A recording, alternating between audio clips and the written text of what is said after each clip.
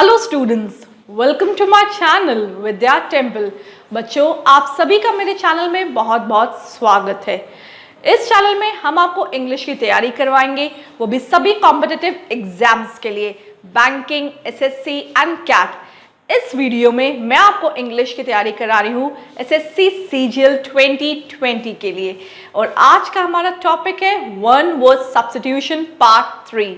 जो बच्चे हमारे चैनल पे फर्स्ट टाइम आ रहे हैं, हमारे चैनल को सब्सक्राइब करिए और वीडियो को पूरी एंड तक जरूर देखिए, बिकॉज हमारा टारगेट है 180 प्लस का, and I want everyone to achieve who watch this video. So boost up with me, cooperate with me and try to follow my tricks.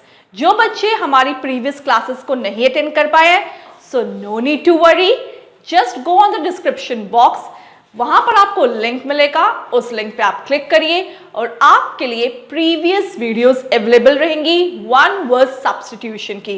Let's move on to the board and begin with our class, that is one word substitution part 3। मेरी कुछ tricks मैं अभी finger tips पे लिए आप लोगों को एक बार फिर से रिमाइंड करवा देती हूँ। वन वर्ड सब्स्टिट्यूशन की टिप्स फर्स्ट ऑफ ऑल क्या थी? It was to break out the word. English में अगर वर्ड्स बड़े हैं तो उनको आप ब्रेक करिए। अगर वो सेंटेंस को वर्ड में कन्वर्जन में आ रहे हैं तो सेंटेंस को अंडरस्टैंड करिए कि वो सेंटेंस किसके बारे में बात कर रहा है, सेंटेंस में किसके बारे में पूछा जा रहा है। One word substitution is not limited to any of your objects, government offices और places. It is a wide topic, it includes everything. उसमें बहुत सारी चीजें आती हैं जो आप लोग को पढ़नी पड़ती है। उसमें इंसान को कभी रेफरेंस दिया जाता है कि पर्सन बिलोंगिंग टू क्या बोलते हैं, या गवर्नमेंट ऑफिसेज को बोला जाता है, या प्लेसेस को बोला जाता है, या सिचुएशंस को भी बोला जाता है। हमारी लॉन्गिट्यूडिटी को शॉर्ट करने के लिए, पैराग्राफ्स या एसेस को शॉर्ट करने के लिए हम वन वर्ड सब्स्टिट्यूशन का बेसिकली यूज करते हैं।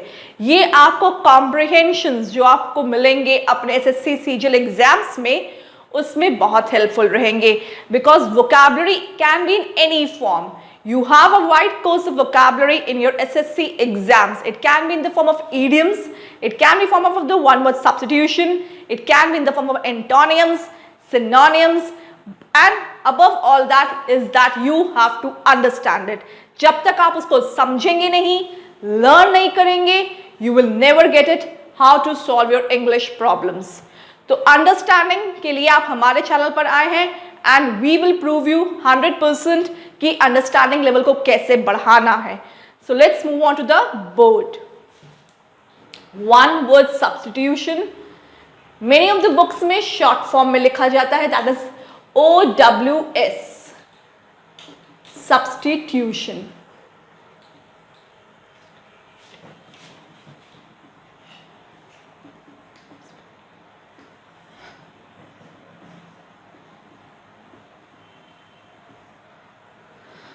सो वन वर्ड सब्स्टिट्यूशन में क्या आता है?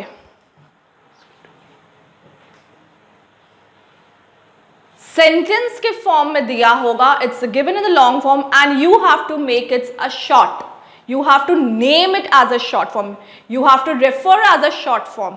आपको उसको रेफरेंस देना है, आपको उसको डिनोट करना है कि what is that resemblance means, उस वर्ड को हम लोग किसके थ्रू रिजेंबल कर सकते हैं। Take an example of it. Number one example हम इसका लेने जा रहे हैं, something which is fit to be eaten. Something which is fit to be eaten. खाने की बात हो रही है और खाने में उस चीज की बात हो रही है जो कि हमारे लिए फिट है खाने को। तो ऐसी चीजों को हम क्या बोलते हैं? Something that is which is fit to be eaten, उसको हम लोग बोलते हैं ईडेबल। ईडेबल। एबल को मतलब कि शॉर्ट फॉर्म में कर लेंगे जब हम लोग किसी चीज को खा सकते हैं। ईटिंग कैपेसिटी की बात हो रही है तो ईडेबल बोलते हैं उसको। It's edible, that is something which is fit to be eaten. आपने अक्सर कुछ पैकेट्स में, फूड प्रोडक्ट्स के पैकेट्स की मैं बात कर रही हूँ यहाँ पर, बच्चों देखा होगा कि उसके पीछे लिखा होता है edible substances. Mainly refined packets के बैक साइड पे या उसकी प्रिंटिंग में आप अक्सर देखेंगे ये वर्ड्स लिखे होते edible.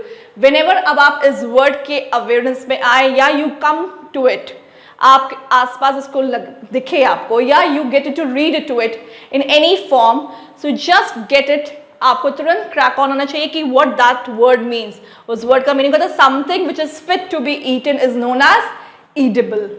Next topic, next example पे हम लोग आते हैं, और नेक्स्ट एग्जाम्पल हमारा है the act of looking on past time. The act of looking on past time. What does this past time मतलब क्या होता है? हम लोग पास्ट किसको बोलते हैं? The things जो हमारे लाइफ में पहले अकर कर चुकी है, मतलब कि भूतकाल, जो चीज already in happened in the history, जो पहले हो चुकी है। प्रेजेंट मतलब कि जो हमारे साथ चल रही है, एंड पास्ट जो चीज ऑलरेडी अकर्ड हो चुकी है। So act of looking on past time, अगर हम किसी के एक्ट या किसी की इंसिडेंट के बारे में बात करते हैं जो कि प्रीवियसली हैपेंड हो चुकी है, तो उसको हम लोग क्या बोलते हैं? What do we say to it in one single word? Get it to mind, हम लोग उसको बोलते हैं रेट्रोस्पेक्शन। रेट्रो अक्सर हमारे लिए मूवीज में यूज होता है। रेट्रो मूवीज मतलब कि the movies which have been old, जो पुरानी हो चुकी। Retrospection, spection means we are getting into it, we are remembering it, we are reviving it. Okay, so the word is retrospection. What is the word is? Retrospection. आप जब भी पुरानी चीजों के बारे में पूछेंगे या कभी बात करेंगे तो आप बोलेंगे retrospection, the act of looking on past time. My friend went on to the back days with telling her incident of journey to an engineering class. मेरी फ्रेंड बैक टाइम में गई, रेट्रोस्पेक्शन में गई। अब हम इसको बैक टाइम में क्या बोलेंगे? My friend was in retrospection while telling journey towards her engineering. जब अपने इंजीनियरिंग क्लास के बारे में बता रही थी, वो रेट्रोस्पेक्शन अपने पास्ट टाइम के इंसिडेंट को डिक्टेट कर रही थी मुझे। The act of looking on past time. Next example की ओर हम लोग मूव करते हैं, और डिफरेंस ये रहता है हमारे वन वर्ड सब्स्टिट्यूशन में, that every single word that we make of the sentence is different from each other.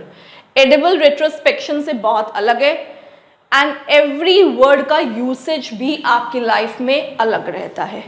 So don't ever try to mix it up. आपको उसको मिक्स नहीं करना है, आपको उसको लर्न करना है। लर्न करने के लिए सबसे पहले अंडरस्टैंड करना है। The third example is impossible to satisfy. किसी को सेटिस्फाई कर पाना वो भी इम्पॉसिबल है। इम्पॉसिबल टू सेटिस्फाई, किसी को सेटिस्फाई कर पाना वो भी इम्पॉसिबल वे में। So what is that is? उस पर्टिकुलर वर्ड को हम लोग क्या बोलते हैं? उस पर्टिकुलर वर्ड के लिए, इस पर्टिकुलर स्टेटमेंट को वन वर्ड में कन्वर्ट करने के लिए हम लोग क्या बोलेंगे? इनसैटिएबल। इनसैटिएबल, जो इंसान संतुष्ट ना हो सके, या जो चीज हमारे को संतुष्टता ना पहुंचा सके, सेटिस्फैक्शन ना पहुंचा सके, उसको हम लोग क्या बोलते हैं? Insatiable. What that word means? Insatiable. Next example की ओर हम लोग मूव करते हैं। नेक्स्ट एग्जाम्पल है one who helps a person in need. One who helps a person in need. उस पर्सन की बात हो रही है जो हमारी हेल्प करता है जब हमको जरूरत होती है। तो उस पर्टिकुलर, उस ग्रेट पर्सनालिटी को, क्योंकि वो हमारी मदद कर रहा है, तो हमारे लिए तो वो ग्रेट पर्सनालिटी हुई। क्यों? क्योंकि हमारी जरूरत पे हमको मदद कर रहा है। तो उस ग्रेट पर्सनालिटी को हम लोग क्या बोलते हैं? What do we say to that particular person? हम उस पर्टिकुलर पर्सन को क्या डिनोट करते हैं, किस नेम से डिनोट करते हैं? We denote with the word Samaritan. Samaritan.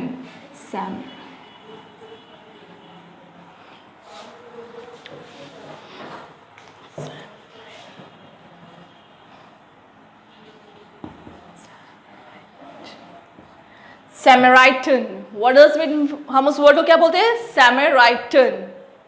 Samaritan. Samaritan is that word. Samaritan. Samaritan is that particular word which denotes to those person who are in need, जिनको हमारी हेल्प की जरूरत होती है जब वो नीड में होते हैं. I would like everyone to note down these because they are going to be useful in your exams and make it understandable. Okay, I give you 2 seconds to note down.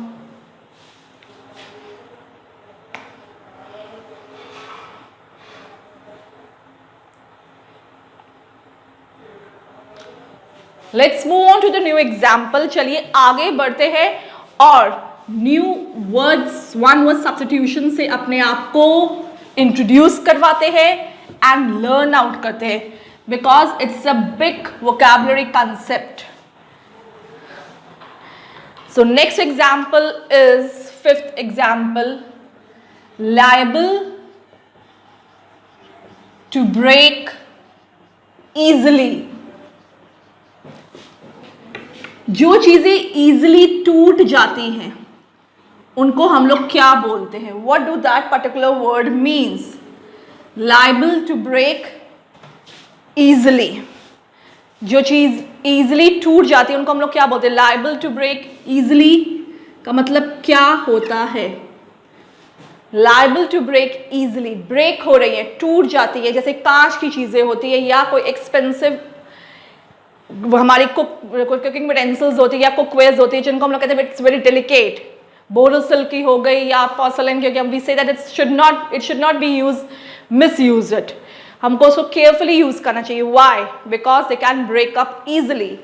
तो इनको easily break होने के लिए ऐसे products हम लोग क्या बोलते हैं? That they are brittle by their property. वो ब्रिटल इन प्रॉपर्टी, उनकी प्रॉपर्टी, उनकी खासियत क्या है? They are brittle. The glass products are brittle, so they should be used carefully. Okay, तो हमें उनको केयरफुली यूज करना होता है बिकॉज वो इजिली टूट जाते हैं. नेक्स्ट वर्ड की ओर हम लोग मूव करेंगे. That is the 6th example. What does the 6th example show? Sole right. Sole right to make and sell some invention and sell some invention. कोई इन्वेंशन करना और उसका राइट और उसको सेल करने के राइट को हमें क्या बोलते हैं? मतलब कि हमने कोई चीज प्रोडक्ट इन्वेंट किया मान लेते हैं और हम जानते हैं कि हम उस प्रोडक्ट को जब लॉन्च करेंगे तो it should be in the name of mine because I have struggled hard to invent that particular product. मुझे बहुत ज्यादा क्या हुआ है? वर्क हार्ड करना पड़ा है. किसके लिए? उस इन्वेंशन को लाने के लिए, मार्केट में लॉन्च करने के लिए. So what I mean to say it कि हमें उसको लॉन्च करने के लिए क्या करना है? उसको पेटेंट कराना, मतलब कि उसकी वैल्यूएशन करानी है. उसको सेल कराने के लिए, उस इन्वेंशन को मार्केट में लॉन्च करने, उसको सेल कराने के लिए हमें क्या करना पड़ेगा? उसका patent. What that does word mean? Writers अक्सर अपनी स्टोरीज का क्या कराते हैं? पेटेंट करवाते हैं. क्यों? बिकॉज ये स्टोरीज हैव अ कॉस्ट.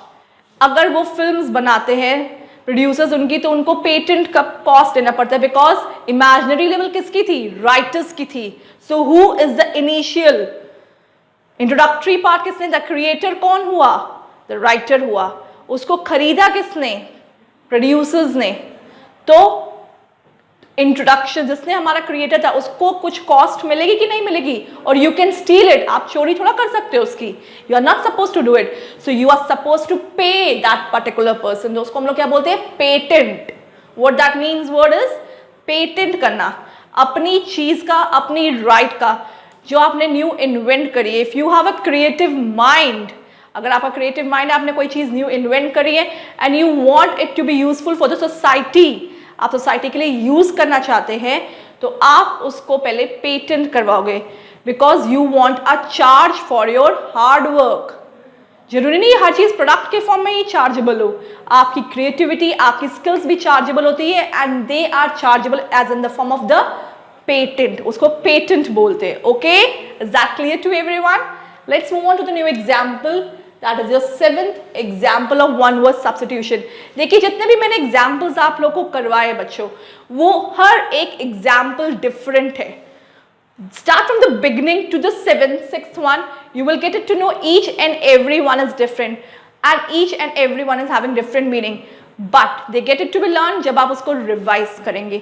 और हमने आपके लिए, आपको अच्छे स्कोरिंग दिलाने के लिए एक और काम किया है कि हमने अपनी वेबसाइट www.vidyatemple.com में आपको फ्री PDF प्रोवाइड कर रहे हैं and free quizzes provide करें, so that you can crack out with the good marks, that is 180 plus, which is the target of yours and mine, and together we will do it. Okay, let's do it. Then the next example, decision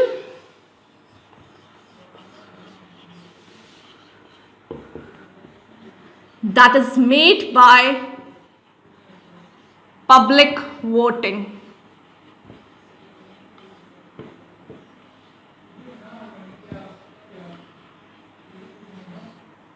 decision that is made by public voting, वो decision या वो फैसला जो हम लोग public voting की तरह करते हैं, पब्लिक वोटिंग के थ्रू करते हैं, मतलब कि the voting which has a majority of public, जो लोगों के द्वारा की जाती है वोटिंग, मतदान, उस चीज को, उसके आए हुए फैसले को हम लोग क्या बोलते हैं? जब मतदान पब्लिक कर लेती है, आम जनता कर लेती है, तो हम लोग उसको क्या बोलते हैं? हम लोग उसको वन वर्ड में क्या बोलते हैं? उस चीज पे हमें ध्यान देना। उस वन वर्ड को हम लोग बोलते हैं plebiscite. Plebiscite, what that word mean is plebiscite. Okay, जब कोई decision, the making of Mr. Narendra Modi as the PM of our country was a plebiscite for all Indians. Okay? Mr. Narendra Modi हमारे PM तब बने जब हमने public voting में उसको decision को एक्सेप्ट किया था, पब्लिक वोटिंग के थ्रू डिसीजन एक्सेप्ट हुआ था। तो दिस डिसीजन मेकिंग को हम लोग क्या बोलते हैं?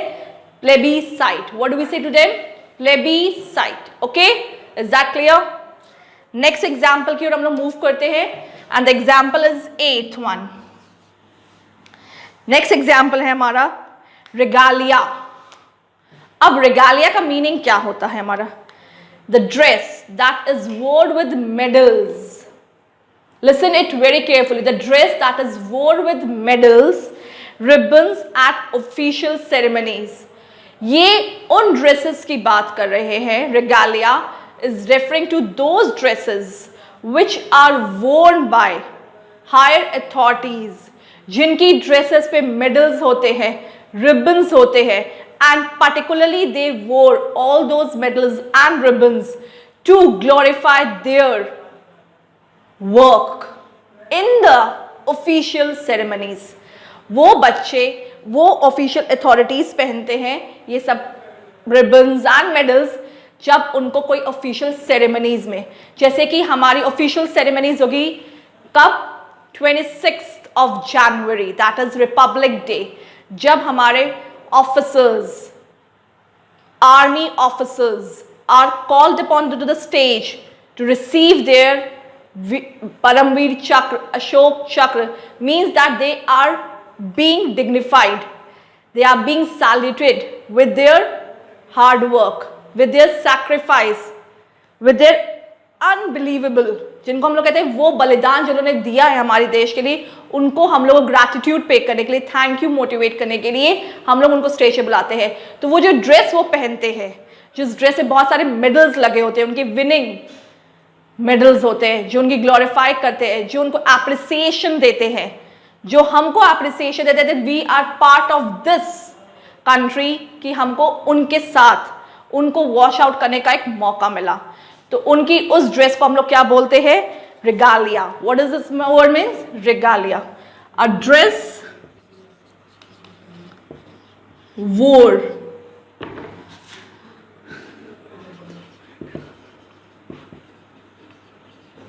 with medals and ribbons on them. A dress wore with medals and ribbons on them on official ceremonies. Official ceremonies पे ये पहनी जाती है वो ड्रेसेस, स्पेशली। तो उसको हम लोग क्या बोलते हैं? उसको हम लोग बोलते हैं रिगालिया। REGALIA, regalia. ओके, तो ये याद रहेगा आपको, regalia, the dress which is worn by the authorities with medals and ribbons on the particular official ceremonies. Is that clear to everyone?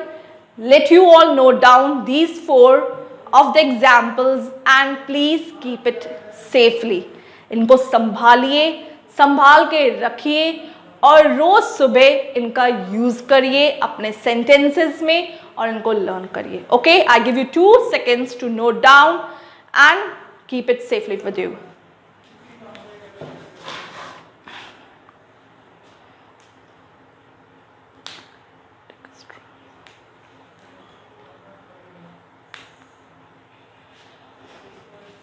Let's move on to the new example. जितने भी examples आप note कर रहे हैं और अगर आपको इन examples को समझने में या अंडरस्टैंड करने में या लर्न करने में कहीं पे भी प्रॉब्लम्स हो रही हो, so you are freely to ask in the comment section, because comment section is made for the students to please ask your doubts and clear it out. Or I have a boosting energy when the students write their feedbacks and doubts in it. Let's move on to the new example, that is your 9th example. और new word है हमारे लिए, the person who uses both of his hands efficiently and equally. मतलब कि वो इंसान जो दोनों हाथों को, मतलब कि left as well as the right hand को इक्वली एंड एफिशिएंटली यूज करता है. मुझे मालूम है बच्चों को याद आ गई है मूवी 3 इडियट्स, और उसमें वीरू शास्त्र बुद्धि यही काम करते थे. That is the principal of the institution, use to write through both the hands, जो अपने दोनों हाथों से लिखते थे, वेदर इट इज लेफ्ट और right, to minimize their work, अपने काम को जल्दी स्पीड अप करने के लिए एंड टाइम का लेस कंजम्पशन करने के लिए ही used to write with both the hands. तो हम उस पर्टिकुलर पर्सन को नेम क्या देते हैं? What do we give to that particular person a name? जो इंसान अपने दोनों हाथों का एफिशिएंटली एंड इक्वली यूज करता है. ये नहीं कि वन टाइम वो लेफ्ट यूज करेगा, सेकेंड टाइम वो राइट यूज करेगा. No, both the hands both simultaneously, मतलब कि टुगेदरली वर्कआउट हो रहे हैं. सो ऐसे पर्सन को हम लोग क्या बोलते हैं? ऐसे पर्सन को लोग बोलते हैं ambidextrous. A person who uses both of his hands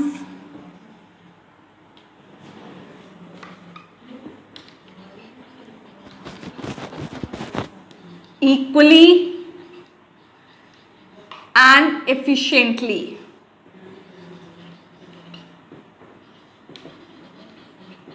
उनको हम लोग क्या बोलते हैं? Ambidextrous. Ambi, AMBI, dextrous, DEXTROUS, ambidextrous. 10th example की ओर हम लोग अब मूव करने वाले हैं. 9th एग्जाम्पल का वर्ड क्या हुआ? Ambidextrous. Okay, is that clear to you? Ambidextrous. 10th word हमारा है those, a job with a high salary. but a job with a high salary being paid for less amount of work. Everyone started dreaming. सबको सपना आने लग गया ना कि वो जॉब जिसमें हमको सैलरी तो हाईली पेड हो बट हमें काम बहुत कम करना पड़े। तो ऐसी जॉब तो most of those will preference कि हमें क्रिएटिविटी ना करनी पड़े, बस हमें अच्छी सैलरी मिलती रहे और हमारा काम का बोझ भी कम रहे। तो ऐसे पर्टिकुलर पर्सन को हम लोग क्या बोलते हैं? वन वर्ड सब्स्टिट्यूशन ने ऐसे पर्सन को किस तरीके से डिनोट किया है या उनको क्या माला पहनाई है शब्दों की, चलिए उसकी तरफ बढ़ते हैं। A person who is paid with a high salary of amount but of the time but of the less time, मतलब कि उसको काम कम करना पड़े पर उसको हाई वेजेस सैलरी मिल जाए। और हर बच्चे का यही ड्रीम आता है कि हाई सैलरी पॉकेट्स में आती रहे बट काम हमें बहुत कम करना पड़े, नंबर खूब आते रहे, मेहनत बहुत कम करनी पड़े। तो बच्चों पहले हम सैलरी वाले पर्सन की बात करते हैं, फिर नंबरों की बात कर लेते हैं। तो हाई पेड सैलरी कौन होते हैं? A person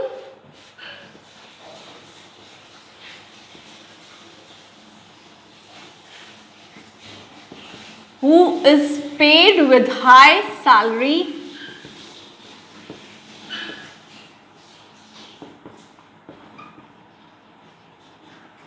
but less amount of work.